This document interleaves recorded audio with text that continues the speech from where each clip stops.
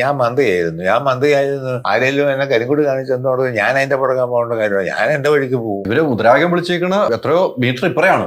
പുള്ളി ഇറങ്ങിയത് വിഷ്വൽ കാണുമ്പോൾ നമുക്ക് കൃത്യമായിട്ട് കാണുകയും ചെയ്യാമായിരുന്നു. അത് അയാളൊരു എന്താ പുള്ളിയെ പറ്റി പറയേണ്ടത് എനിക്കറിയില്ല. ഒരു നെറികെട്ട മനുഷ്യൻ, ഒരു കാര്യമില്ല. അത് കേരളം പോലെ സംസ്ഥാനം, ഇന്ത്യയിൽ ഏത് സംസ്ഥാനങ്ങളെ കഴിഞ്ഞും വ്യത്യസ്തമാണ് ഇവിടെ.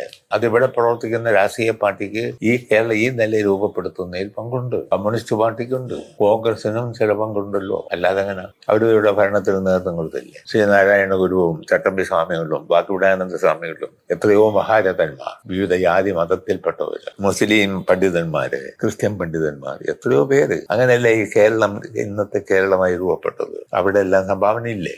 ഈ കേരളത്തെ വന്ന് ഈ കോലം കത്തിക്കേണ്ട ഒരു കാര്യം അങ്ങേർക്കില്ല. പിള്ളേര് വല്ല പ്രതിഷേധം സംഘടിപ്പിച്ച പുള്ളിയുടെ വഴിക്ക് പോകേണ്ടതെന്ന് പോയത് അന്നേരം ഇറങ്ങുക എന്ന് പറഞ്ഞാൽ അയാളൊരു നാലാം കല ചരക്കാണ്.